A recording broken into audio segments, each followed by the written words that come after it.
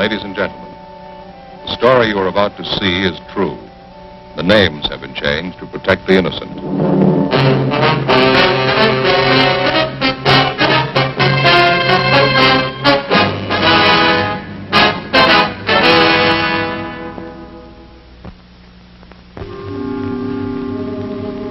This is the city. Every 24 hours, a little bit of everything happens. 2 million people make a lot of history in one day. They write it all down and file it away. Some of it's important, some of it isn't. Business, industry, government. You buy a 3-cent stamp or an oil well. They keep records on all of it. Progress, money, success, and failure. A complete history of every day. Some of it's public, some of it's personal. It's all written down. In my job, we catalog trouble. I'm a cop. It was Wednesday, October 6th. It was sultry in Los Angeles. We were working the day watch out of homicide. My partner's Ed Jacobs. The boss is Thad Brown, chief of detectives. My name's Friday. It was 10:45 a.m. when we got to the Ortega Hotel. A 30-year-old man had disappeared suddenly. We'd uncovered evidence of foul play.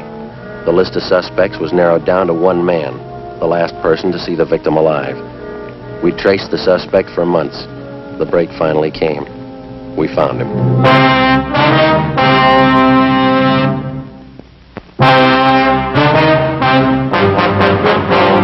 Taking his time, isn't he? Yeah, you want to try it again? Yeah, all right. Yeah? Police officers, your name Henry Ross? Computer. Get in there. Watch it, Ed.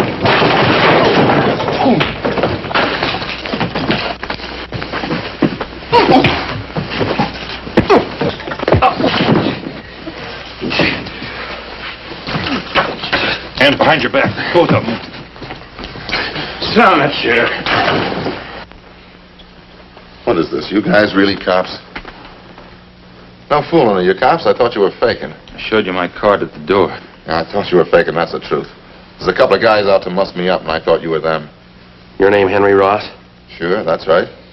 No, I thought you were one of those mooches I had a fight with in the bar the other night. He said he was going to get a pal and come back and take care of me. Yeah? Well, sure, I got no reason to fight cops. Didn't do my room any good. The landlady's going to scream. All right, you want to finish up dressing? I want to talk to you downtown. What's it about, officer? Missing person. We'll brief you when we get downtown. All right with me. Would you take these cuffs off, please? Kind of hard to dress with them. All right. Bend over. I don't know why you have to slap cuffs on me. I didn't know you were cops. Mind if we check through your things, Ross? Huh? Why? Mind? Well, go ahead if you want. I got nothing to hide. If you spoke up at the door, there wouldn't have been this fight. I thought you were that mooch in the bar and his friend. Thought you were looking for trouble. All right, mister. You about ready to go? Oh, I'd like to brush my teeth first, if you don't mind. Got a mouthful of cotton this morning. Where do you keep your toothbrush? Well, over here. I'll get it. Never mind. All right.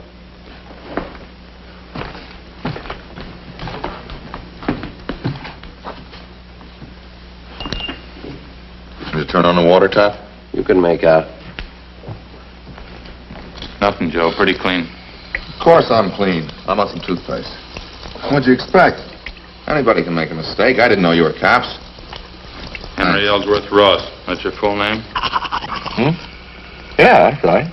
Hardly ever use the L's word. Lousy name, huh? Well, what's the picture of all this, officer? We told you.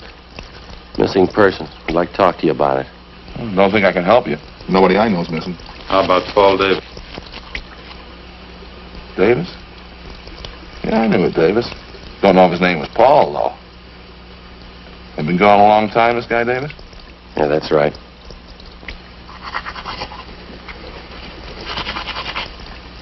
Was something wrong, you think? Yeah, we figure murder.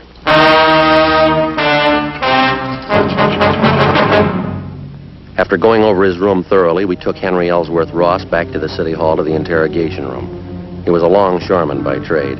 Among his friends and acquaintances, he was known as a heavy drinker and a man with a violent temper. Ed and I questioned him for half an hour. We got nowhere. I'll tell you the truth. I just don't know what you're getting at. I think I knew a guy named Davis, and that's about as far as it goes. You sure that's all you have to tell us? Of course I'm sure. Well, look, I got a right to a lawyer if you're going to stand there and throw a lot of charges at me. We're not throwing charges at you, Henry. We got a missing persons case. Like to have you cooperate. That's about it. Well, yeah, I'd like to, but I can't. Paul Davis. Just a name to me. Maybe I know him. I don't know. You got that report there, Ed? Yeah. That's it. Thank you.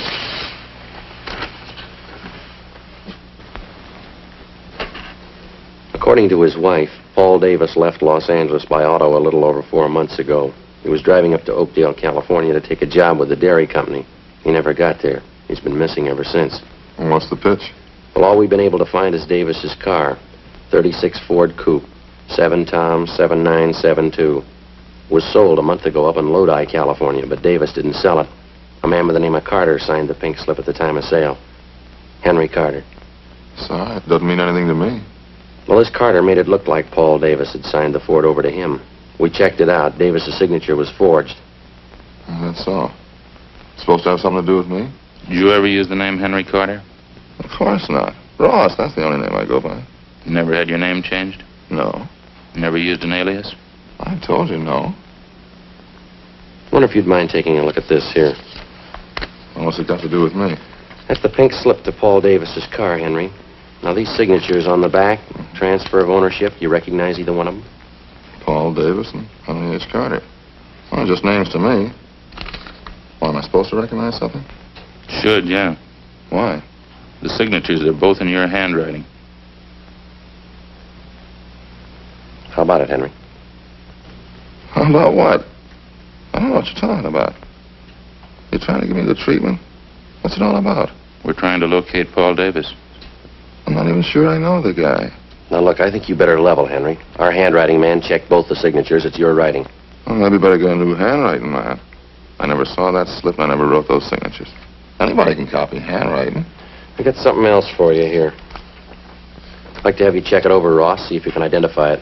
What is it? It's a letter. Take a look at it. Mean anything to you? No, nothing. Hope you're not going to tell me that's my handwriting. That's what the report says. That's crazy. I never wrote like that in my life. All the writing characteristics match up, same as the signatures on the pink slip. All right, maybe they are the same. I didn't write one, though. I never wrote like that in my life. Look here, I'll show you. No, that's all right, Henry. Ed, you want to pull the package from R&I? Yeah, okay. I don't savvy one bit of this, Sergeant. How about laying it out for me, huh? You can see the name there at the bottom of the letter. Now, it's signed Henry Carter, same as the pink slip. That doesn't mean anything to me. That letter was sent to the wife of Paul Davis about 9 weeks ago. That says there that Davis supposedly was too busy to write his wife, so he had this Henry Carter send a letter. He also writes that Davis sold his car to Carter. Somebody trying to cover up, huh? Yeah, we think so. We think it's Henry Carter. This guy Davis been gone 4 months? That's right. You said you thought Davis was murdered. How come? Just an idea. Oh. 8 men have disappeared from around here in the last 14 months, just like Davis. 6 more up in the San Joaquin Valley, same way. They took off alone on auto trips. Never seen again, not a trace of them. Here you go, Joe. Yeah, thanks. We've got your record here, Henry, from Baton Rouge. We sent to Sheriff Clemens for it. Look, do we have to drag all that out again? It's past. There's just one thing we had to check out, Henry. Now, you told us that you never used an alias, is that right? Well, all right, I have. I didn't know what you were getting at. I didn't figure it was any use in dragging out dirty laundry again. I asked you if you ever used the name Henry Carter. Yeah, okay, I used it.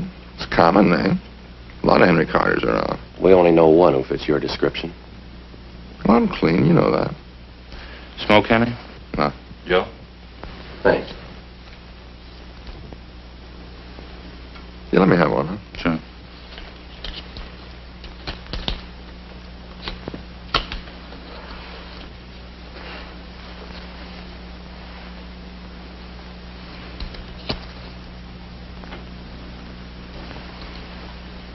Henry, we rode this thing for 4 months all over the state, and I'll tell you what we got. We'll let you make up your own mind. It's not my writing. On June 4th, Paul Davis left Los Angeles in his car, headed up for Oakdale. Late in the afternoon, he stopped for gas at a service station just beyond San Fernando. The attendant says a man was with Davis. You fit that man's description, Henry. Yeah? I seen monks like that in court. They get on the stand, they can't even remember their name. A couple others. You and Davis stopped for a hamburger just outside of Gorman. There's a man there. He remembers you, too. You stopped again in Bakersfield, picked up a quart of oil for the car. You and Davis had a Coke. That's the last time he was seen alive. That makes me a killer, huh? A month after that, the pink slip of Davis's car came through DMV up in Sacramento. That was for the transfer of ownership from Davis to Henry Carter, both in your handwriting. A couple of weeks later, Mrs. Davis got that letter. A month ago, Davis's car was sold to a dealer up in Lodi. Yeah? We found the dealer. Ross showed him your mugshot. He says you sold him the car. That all? No, that's just the main part. There's more. We've been on the road a lot. We followed you from here to Sacramento and back, Henry. Every stop, every detour. Took us a long time. Yeah, guess it did. What do you say, Ross? Nothing. All right. Any way you want it, Henry. Yeah, I guess you worked hard on it, huh? All over the state. That's right. Must be pretty hot up in the valley. Summertime. Dusty, huh? We made out. I've never been up in the valley in summer. Too hot for me. We got people who saw you up there. Yeah, what's it prove? 10 people, some handwriting samples. You can't build a case on that. You know that, don't you? We're going to try. You think I murdered Davis? You, Sergeant? Yeah? You think I murdered those other guys, too, huh? Oh, what was it, 10 or 12 of them? We're asking about Davis. You think I killed him? Well, tell me the truth, do you? You think I murdered Davis? Yeah, I think you did, Henry. Uh-huh. And you know as well as I do there's only one way to prove it. Yeah? Find his body. 1:15 p.m. Ed and I took Henry Ross out and fed him some lunch. Then we took him back to the city hall to the interrogation room where we continued to question him. He was relaxed and he talked a great deal about everything but the disappearance of Paul Davis. He didn't seem anxious to get away. He made no demands for an attorney to represent him. He told us about different homicide cases that he'd read up on. He asked us about the 12 men who disappeared in the past months in the same manner Paul Davis had. Was there any trace of them at all? Did we have any leads? We finally got around to asking him if he'd submit to a lie detector test. He seemed taken by the idea and agreed to it almost immediately. We made up a list of key questions. Ed called Sergeant Berger and made arrangements for the test. At 5 p.m., we took the suspect to the 3rd floor of the old city jail where Sergeant Berger gave him the polygraph test. When it was over, we brought him back to the interrogation room. The questioning continued. Ross kept talking. We let him talk. 8 p.m. He was still going strong. You remember the Wilson case back in '34, don't you, Sergeant? Woman killed her whole family. Big case. You remember it? Yeah. Pretty tragic. That a hobby of yours, Henry? Collecting murder stories? No, I just read them. I remember them. Guess I can remember every murder case in the past 15 years. That's so. Well, sure, just about all of them. I guess it's kind of a hobby. I get a big kick out of it. Joe, see you, man? Yeah.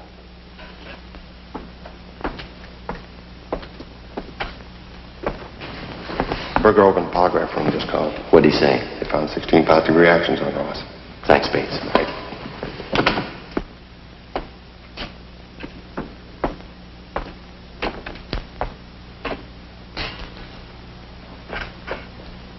You know, there's one thing I get a real kick out of. These detective magazines, mystery stories, you know, the way they make out the murderer. How do you mean? Well, you know, they always build it into something big. Somebody's always killing somebody else for $1 million or maybe over some woman, some beautiful woman. Same with the movies. That's where they get it all mixed up. I don't think I follow you, Henry. Sure you do. Every time some guy writes a murder story, he's got to build up a big reason for the killing. Well, it generally works out that way, doesn't it? Why? I'll bet there's 1,000 murder cases in your files without a reason. Some people kill, that's all. I've heard about lots of them. Sure, they just want to kill and they go ahead and do it. Maybe for a few bucks, maybe for nothing. They just do it, that's all. That's so. Well, sure. You know that. Like this thing you've been talking about. 10, 12 guys disappear. They got a few bucks, maybe they got nothing. Somebody plows them under, that's all. No big reason, they just do it. So 12 guys are gone. Doesn't mean anything. Is that how you figured it, Henry? Huh? Phone call a minute ago. That was from the man who gave you the lie detector test. Oh, that right? How'd it go? Well, he just finished going over your graph. He got 16 positive reactions. Yeah? What would that mean? You lied, Henry. 16 times. Is that right? Yeah, but I told him to get a new machine. I lied all the way through. Mind telling us why? No, I don't mind. I guess I knew you'd find out. Well, let's go out and get something to eat first, huh? Hungry. We better talk a little more, Henry. Now, let's go. I'll tell you while we're eating. Bring a pencil and I'll draw you a map. A map of what? The canyon, where I buried him.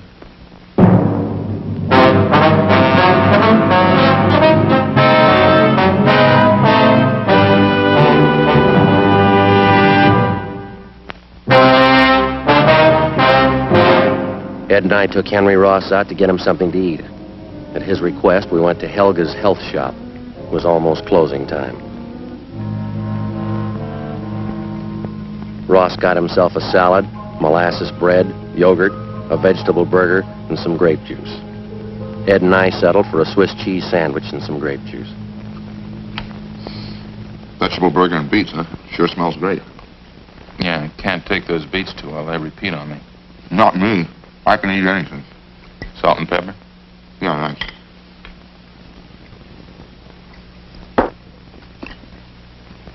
You know, I haven't eaten much today. Hey, did you get your sandwich made with molasses bread? No, wheat germ bread. Oh, you should have got molasses bread. Real blackstrap molasses. Smell it. Nice and fresh, huh? Oh, you know, this yogurt really sharpens up my appetite. Food tastes great, huh? Want some saccharin, Joe? Yeah, thanks. We brought a pencil along, Ross. Want us to start making notes? Good time as any, I guess. You know, the whole thing comes right back to what I was trying to tell you there in the office. Yeah, what's that? Well, you know about the phony mystery stories. And every time there's trouble, there's a big reason behind it. Phony, that's all. Yeah? Sure. This Paul Davis, for instance. Well, I guess I knew you'd find out. I knew this morning when you picked me up. I knew you had it figured. Must have been a big job, huh? Finding me. Pretty big, Henry, yeah. A lot of mileage. How'd it happen? Well, there again, it's just what I was saying. There's no reason behind it. I needed a few bucks, and this Davis came along. I guess he was it. So you want to pass me the salt? There you are. Where'd you meet Davis, Henry? Well, I was hitchhiking out in Ventura. On a dime in my jeans, I was going up to Maricopa. Thought I had a job up there. Well, this Davis came along and picked me up. You ever know him before that? No, a stranger. Said he was going to Oakdale and be glad to give me a ride. Go ahead. Well, I think we stopped for gas up around San Fernando, and I saw that he had a few bucks in his wallet. I guess that's when I got the idea. About what? Killing him. Maybe that gives you an idea what I was talking about. You don't need any big reason to kill somebody. Davis had 18 bucks. Suppose I told that to a writer. Somebody killing the guy for 18 bucks. Wouldn't make much sense, huh? You tell you to never sell. You need $1 million. Beautiful woman. Good motive. Where'd you kill him, Henry? Outside of Bakersfield. Little canyon there.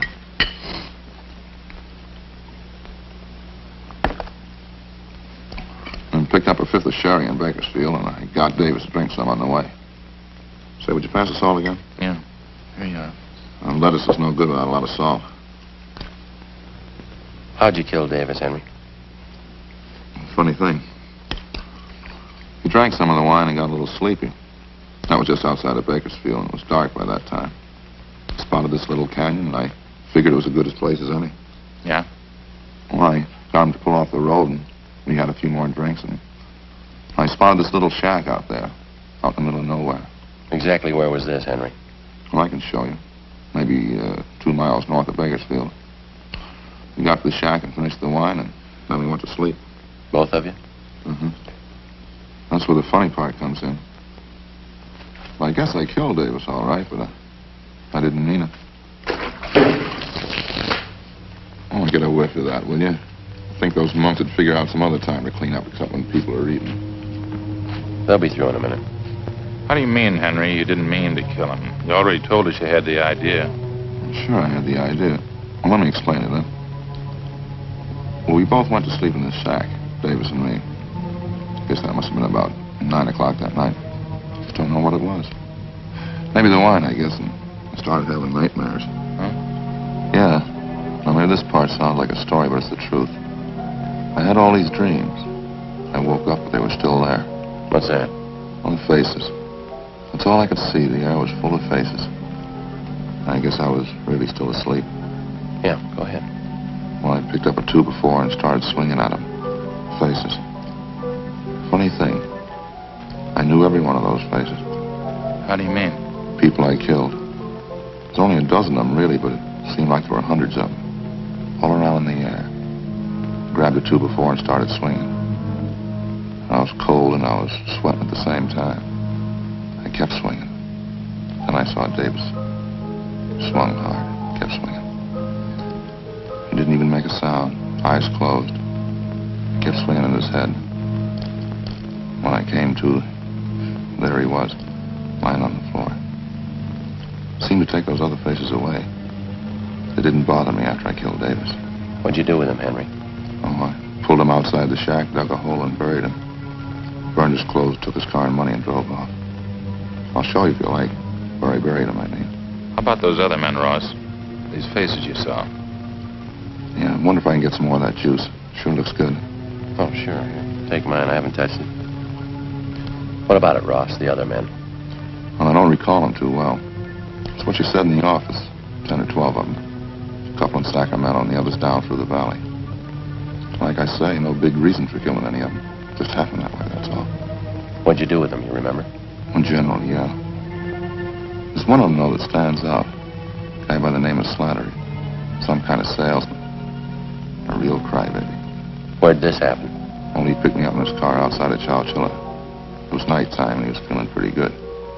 I made him stop on the side road and hit him with a piece of angle iron. Cried like a baby. Buried him in the field. He was one of those faces I saw. Shows you how psychology works, huh? Yeah. What'd you do with his car? Slattery's, I mean.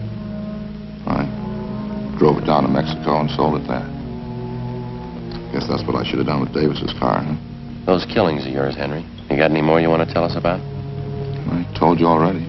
10 or 12 of them. They're pretty much the same. When was the first one? Oh, maybe 18 months, 2 years ago. First one wasn't any harder than the last. Just like I was telling you before. Yeah. You know, everybody builds up murder. It's supposed to be a big thing. Hard to do. All those phony stories. Might hit a guy a couple times with something. That'd be it. A real small thing. Didn't change me any. That's why I say it's all built up. You ever been treated for any mental sickness, Ross? No, why? You ever been examined by a psychiatrist? No. After you killed these men, did it bother you at all? Oh, just that one dream.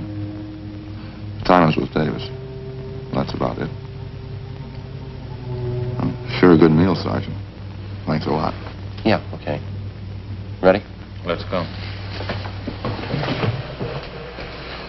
We go back to City Hall now, huh? Yeah. You ready to give us a statement now? All right. I had an idea you'd find me. I guess I always knew you'd find me. Yeah. Well, I guess I proved my point anyway. It's all built up. What is? Well, murder, killing somebody. Those phony stories, it's all built up. It's just cheap. You got it wrong, Henry. Huh? Wait till they read you the bill. Come on, let's go.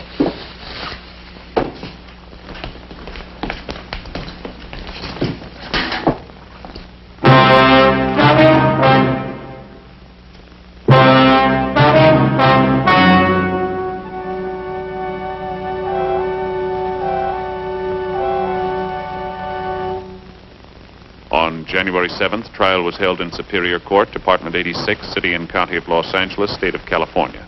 In a moment, the results of that trial. The suspect was tried and found guilty of murder in the first degree.